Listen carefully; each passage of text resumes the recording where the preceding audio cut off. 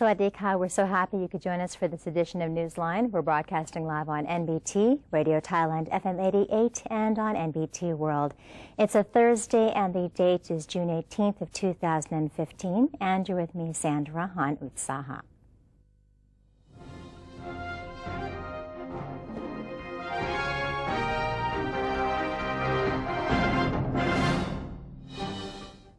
Welcome to today's segment of Thailand Moves Forward. In our first story, Prime Minister Prayut Chan-o-cha has reasserted the government is committed to suppressing graft and instilling an anti-graft conscience in the minds of the younger generation.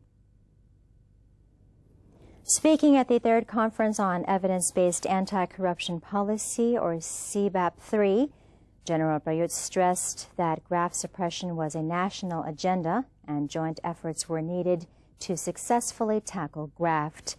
He explained that the government was working to secure adequate income for people, to create a bureaucratic system resistant to corruption, and to do away with tolerance for corruption.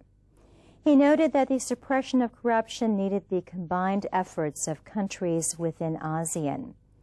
The CBAP conference is held every 2 years by the National Anti-Corruption Commission for the purpose of facilitating exchanges and networking related to corruption suppression. Prime Minister Prayut Chan-o-cha indicated on Wednesday that he was not worried about rumors of a potential coup. General Prayut insisted he was not looking to retain his current authority for an extended period of time, nor was he concerned with the rumor of a coup on his government. According to him, national reforms were proceeding in accordance with the roadmap, and all transfers of state officials had been made in accordance with protocol. The Prime Minister also noted that figures from the tourism industry have shown great improvement because of the current state of orderliness. In the meantime, Royal Thai Police Commissioner General Somyot Phumpanmuang revealed that the police have blocked websites spreading coup rumors many times before, but such sites kept resurfacing after cosmetic changes. He opined that the single gateway method be employed to allow better automated regulation of online content. Prime Minister Prayut Chan-o-cha has instructed relevant government units to prepare for flooding and landslides after the Meteorological Department forecast heavy rain during this period. Deputy Government Spokesman Sansan Gaukamnut on Wednesday said the Prime Minister had expressed concern over the areas prone to flooding, storms, and landslides following forecasts of heavy rain for the 17th to the 21st of June 2015. The central and eastern regions, as well as the western part of the southern region, are expected to be affected by heavy rain. Prime Minister Prayut instructed the Department of Disaster Prevention and Mitigation, the Ministry of Interior, and local government units to join hands in implementing measures to help the affected people. He also asked military units to be on standby to provide assistance for the people. Minister to the Prime Minister's Office, Mamluang Panatdai has met with the South Korean ambassador to Thailand, who played down the seriousness of the Middle East Respiratory Syndrome, or MERS, outbreak. Mamluang Panatdai gave a warm welcome to His Excellency Mr. Jeon Jae-man, Ambassador of the Republic of Korea to the Kingdom of Thailand, who paid him a courtesy call at Government House. After their meeting, the minister revealed that the topics of discussion included the long-standing relationship between the two countries, educational cooperation, joint tourism promotion, and the popularity of the Korean language among Thai youth. Another important issue touched on by the two sides was the spread of the MERS virus in South Korea. Mamluang Panatdai said the ambassador gave his assurance that the current outbreak should not be a cause for concern, as it is still controllable.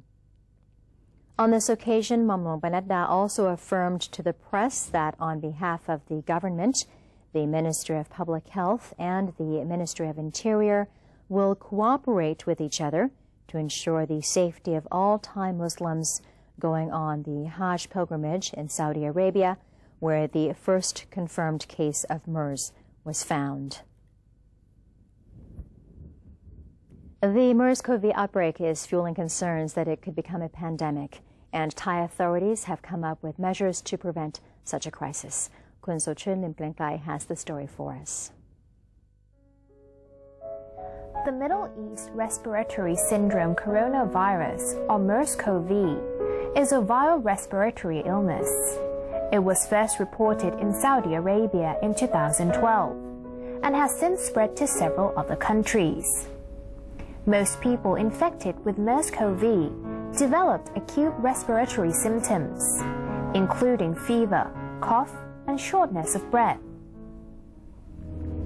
For many people infected with MERS-CoV, more severe complications follow, such as pneumonia and kidney failure. About 3 to 4 patients out of every 10 that have reported the disease have died. MERS-CoV is spread through close contact, putting at risk those caring for the patients or living in the same household. The disease can affect anyone, from infants to elders. Currently, Thai officials are strictly screening travelers crossing international borders to prevent the spread of MERS-CoV. Procedures involve temperature checks and inquiries of travel and health history. Officials will screen a traveler's previous destinations for high-risk countries based on their travel documents. It has been confirmed that there are currently no carriers of MERS-CoV in Thailand. Any travelers with suspicious symptoms will be separated for a detailed medical inspection and health inquiry, designed by the Ministry of Public Health. Meanwhile, Public Health Minister Ratchatak Nawin asks the public not to panic. And another thing which is equally important is we provide our public with good knowledge how to protect themselves. Very much more so that they should take care of their high personal hygiene, like avoid being in the crowded people who they got sick or they are not well enough or they have chronic diseases, if they are old elderly populations, for example, and they should wash their hands often, especially before each meal, and also eat hot food and use personal utensils, things like that. That you should make the people be aware. And MERS virus is not that highly contagious, but we shouldn't be complacent. And we would like to make the information available to the public that they shouldn't get panic on this issue, but they should be complacent either. And at the Ministry of Public Health, we have a really strong guard on the situation already. Travelers are advised to take care of their personal hygiene, especially those with weak immune systems. They are urged to avoid contact to persons with suspicious symptoms, such as sneezing and coughing, and refrain from drinking unpasteurized milk from carrier animals, such as camels. Should anyone demonstrate suspicious symptoms after returning from risk areas, they are to seek immediate medical attention and disclose their travel history. This is So-chun Lim Kleng-kai reporting. Thank you to Kun So-chun for that important report. And the Energy Reform Committee under the National Legislative Assembly has suggested the setting up of a new entity to help pursue the reform process. Chairman of the NLA's Energy Committee, General Sukon Satchanit, held a press conference on Wednesday to disclose the progress of the Working Committee in charge of the study of the enforcement of the Petroleum Act and the Petroleum Income Tax Act. General Sokon said that the committee found that Thailand remains poorly informed about how its petroleum supply is acquired. He therefore suggested 3 alternative petroleum production methods. The alternative approaches include concessions with new conditions, a production sharing agreement, and revised contract production. Women's rights activists have called on the National Reform Council, or NRC, to step up efforts to defend the reputation of Thai women. Spokesperson of the NRC's Committee on the Reform of Society, Community, Children, Youth, Women, the Elderly, the Handicapped, and the Underprivileged, Patariya Sumano, on Wednesday met with members of the Thai Women Empowerment Funds Network who were upset with the recent distribution of a video clip depicting some footballers from Leicester City in what appears to be an orgy with Thai women. A member of the group, Paratip Eungsongtham Hata, said that the sharing of the racy video clip through social media has seriously damaged the reputation of Thai women and Thailand. Therefore, the Thai Women Empowerment Funds Network was asking the NRC to introduce an educational reform effort by adding more lessons for women of all classes, with a focus on such areas as ethics, moral, and good traditions of Thailand. The National Police Chief has voiced his personal support for legalizing casinos, as suggested by a group of National Reform Council, or NRC, members. Shrugging off a possible outcry from activists, National Police Chief Police General Somyot Phumpanmuang said that gambling is a favorite pastime for many people, including Thais. He revealed that he would hold a press conference to make his position official 1 month before his retirement. According to Police General Somyot, the launch of legal casinos will enable other industries such as hotels and restaurants, tourism and service to enjoy higher revenue thanks to the country's geographical advantage compared to other destinations with legalized gambling. The National Police Chief affirmed he would make his own website to seek the public's opinion and suggestions on this issue. Restrooms at 77 train stations throughout the country are slated to be improved, as only 57% of the toilets at train stations meet the standard in use at present. Minister of Public Health Ratchata Nawin, Minister of Transport Parajin Jantong, and Minister of Tourism and Sports Gobkan Watanawarangun inaugurated a project for the improvement of restrooms at train stations. The aim of the project is for the restrooms to meet the HAS standard that was developed by the Ministry of Public Health in the year 2005. The project will also promote correct and hygienic use of toilets. 70% of public restrooms currently meet the HAS standard, but only 57% of the restrooms at train stations were up to standard. The project will be piloted at 77 train stations that are determined to be of significance to tourism. Some of these stations are Hualampong Station, Lampang Station, Chumphon Station, Trang Station, and Buriram Station. The restrooms at the target stations are to be improved within 150 days. And that is the end of today's edition of Thailand Moves Forward. It's time for a quick break, but first here's a look at the exchange rates and the commodity prices.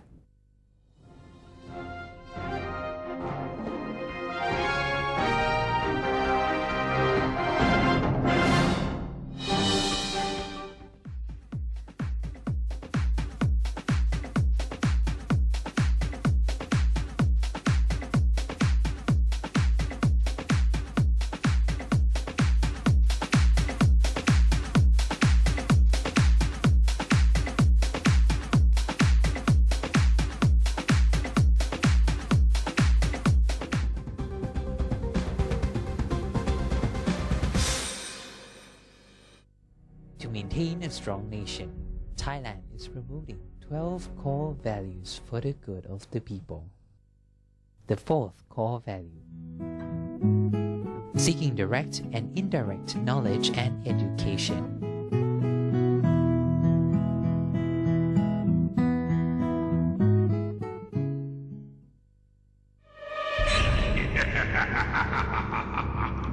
Even if we don't see them, they are amongst us. And they're hungry.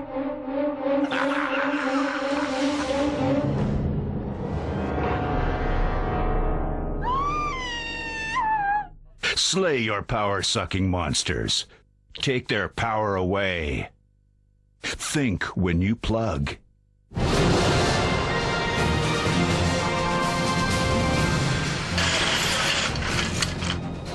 Swadee krab, this is Thailand at large.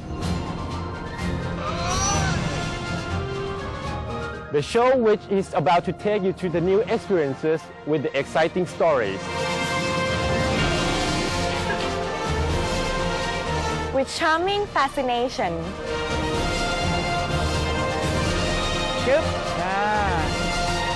With a touch of Thainess.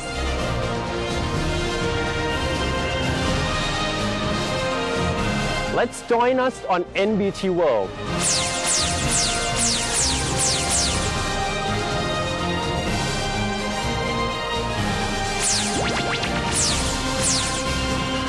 Explore with us and you'll know and love Thailand even more than before.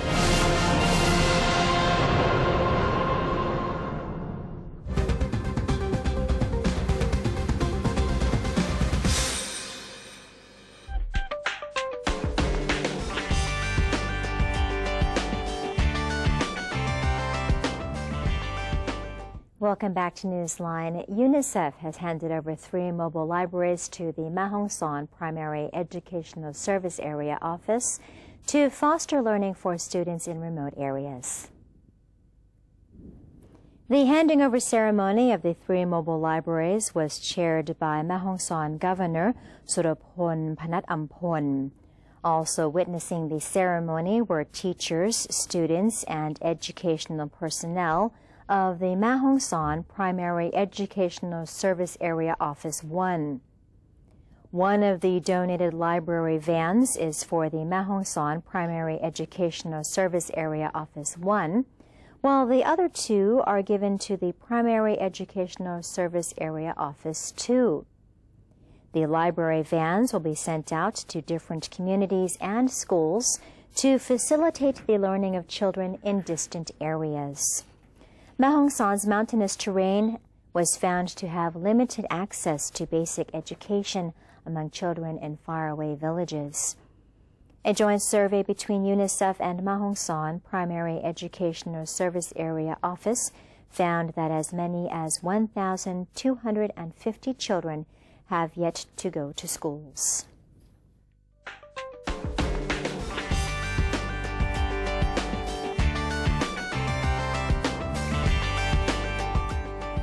And in our global stories, supporters and opponents of Beijing-backed electoral reforms shouted insults and threatened to beat each other up on Wednesday as the proposal was tabled to Hong Kong's legislature for debates. Hundreds converged outside government buildings as debate began on a blueprint that would allow a direct vote for Hong Kong's next leader in 2017, but only from pre-screened pro-Beijing candidates. Opponents want a genuinely democratic election for the city's chief executive, in line with Beijing's promise of universal suffrage made when the territory returned to Chinese rule in 1997. Fences were set up between the 2 camps of demonstrators to avoid violent confrontations. On one side of the fence stood several hundred Beijing supporters, many of whom wearing numbered shirts, the significance of which was not immediately clear. Pro-democracy protesters began to swarm areas outside the building after work hours in the evening. The former British colony has reinforced security after mass protests crippled parts of the city late last year. Hundreds of mainly Syrian and Eritrean migrants remained blocked at Milan's central train station on Wednesday as they tried to move north in order to cross the border and reach Germany and Austria. Some of the Syrian migrants who are well-dressed managed to pass the border on trains and leave Italy, but many who do not have the proper documents to leave the country are not allowed on the trains that would take them across the border. Local volunteers and members of the local community are trying to organize food and drink for the people, many who have now been at the station for days. A play area has been organized for the children, who are given sweets, but little hope that their lives will soon improve.